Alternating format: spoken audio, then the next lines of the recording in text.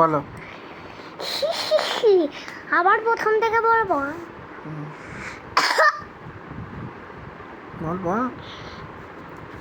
এই যে আজকে গল্পটা বেড়ানোর গল্প জানো। বলো বলো। আমরা দীঘা পুরী গেছিলাম, তারপরে একটু জল ছিল, এত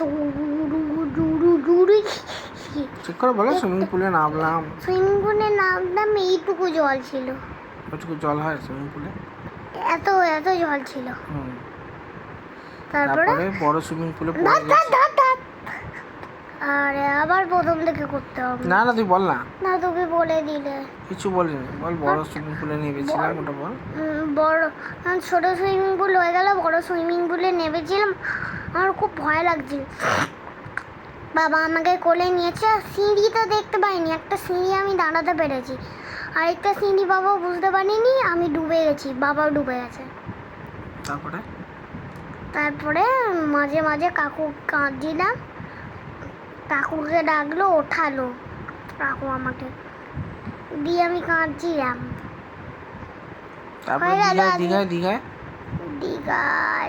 দীঘায় সুইমিং পুলে কি করেছো বলো? দীঘায় সুইমিং পুলে খুব করেছি, মজা করেছি। টিউব কিনেছি, টিউবের মধ্যে ঢুকে সুইমিং পুলে চান করেছি। বলো।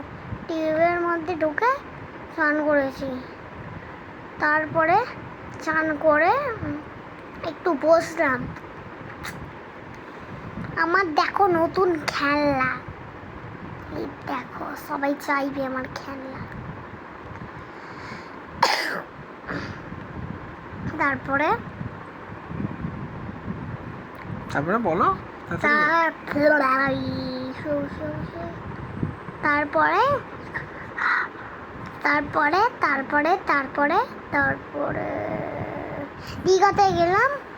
তারপরে আবার বলি তারপরে তারপরে তারপরে